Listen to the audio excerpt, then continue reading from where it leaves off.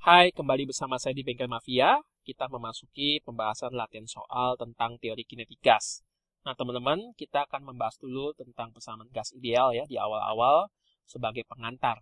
Nah, di sini ruang bervolume 30 cm3 ya. Ini volumenya. Dimasukkan nitrogen cair ya dengan massa sekian. Nah, pada waktu dimasukkan nitrogen cair gitu ya, lalu kemudian di situ dia akan langsung menjadi gas. Kenapa? Karena suhu ruangannya 27 derajat Celcius. Udah pasti nitrogen cairnya langsung menguap ya menjadi gas. Oke. Hitung tekanan gas nitrogennya ya jika suhu ruangannya adalah ini. Nah, ini adalah massa atom relatif dari nitrogen 14 gram per mol. Oke. Nah, teman-teman, kalau misalkan diberikan massanya 0,14 gram nitrogen cair, ketika menguap menjadi gas, ya massanya juga sama, 0,14 gram. Nah, ini kita menggunakan rumus stokiometri, massa sama dengan jumlah mol dikali massa molekul relatif. Mengapa demikian? Teman-teman tonton video saya mengenai stokiometri. Saya sudah menurunkan rumus ini, ya. Mengapa seperti ini? Oke, massa gas nitrogen 0,14. Ingat, gas nitrogen itu N2. Berarti molekul relatifnya adalah 2 dikali massa atom relatif N-nya. Massa atom relatif N-nya kan ini satu atom kan 14. Kalau N2 berarti dikalikan 2. Karena molekul ya kan, 2 kali 14. Maka jumlah mol. Jumlah molnya adalah 0,14 dibagi 28. Sekian mol, 0,005 mol. Oke. Nah, sekarang bagaimana kita menghitung tekanannya? Kita bisa menggunakan rumus gas ideal ya. Tetapi kita diberitahu bahwa volume ruangan 30 cm3. Nah, kita coba ubah ke meter kubik saja. Dengan demikian, kita pakai rumus gas ideal PVnRT ya, yang nantinya adalah menggunakan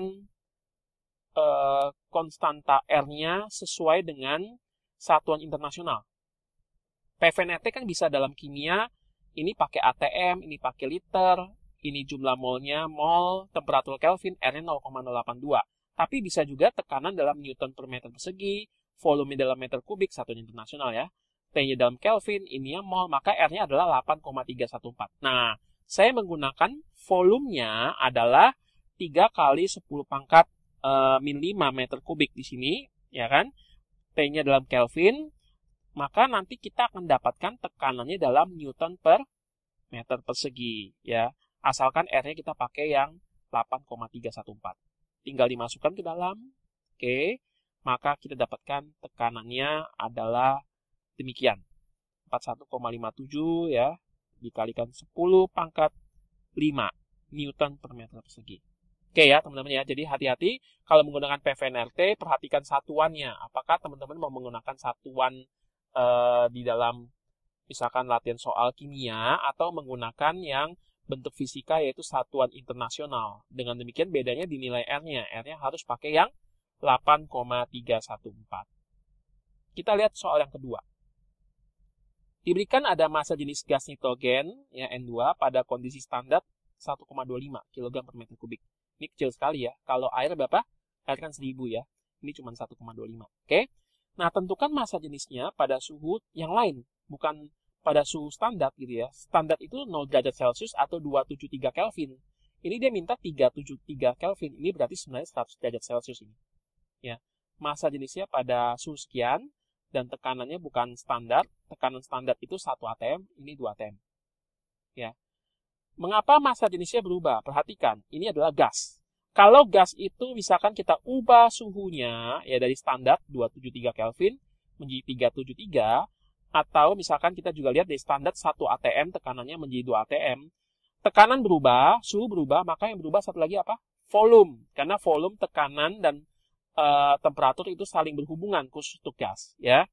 Jadi, dengan rumus gas ideal, kita coba akan menghitung massa jenisnya. Kalau volumenya berubah, ya massa jenisnya berubah. Kan massa jenis massa per volume. Oke? Gas ideal rumusnya PV sama dengan nRT. Masalahnya adalah ditanya massa jenis. Ini nggak ada massa jenis. Berarti munculkan massanya dulu. Apa kaitan antara massa dengan jumlah mol? Di soal sebelumnya, massa sama dengan jumlah mol dikalikan dengan massa molekul relatif. Ini ada di dalam pembuktian saya di video stokiometri ya, teman-teman boleh menonton itu ya. Oke. Nah, berarti jumlah mol adalah massa dibagi dengan massa molekul relatif. M dibagi MR. Ya. V-nya saya pindahkan ke kanan jadi pembagi, RT-nya saya pindahkan ke kiri seperti ini. Perhatikan di sini ada M, ada V. M per V. M per V apa? Ya rho.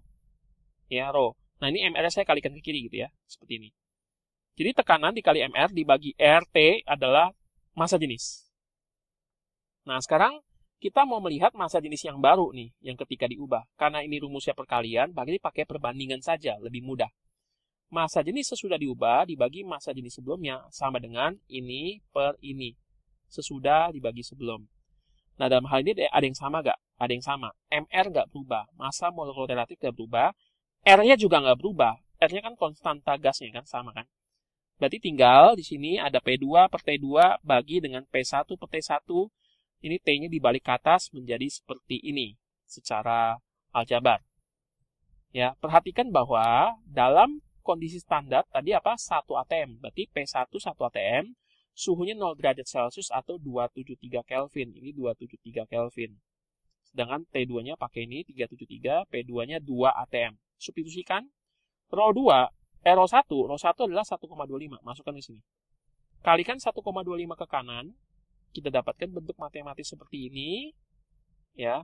Maka teman-teman dengan kalkulator atau menghitung biasa manual, teman-teman mendapatkan massa jenis gas nitrogen pada suhu 373 dan tekanan 2 atm adalah 1,83 kg per meter kubik.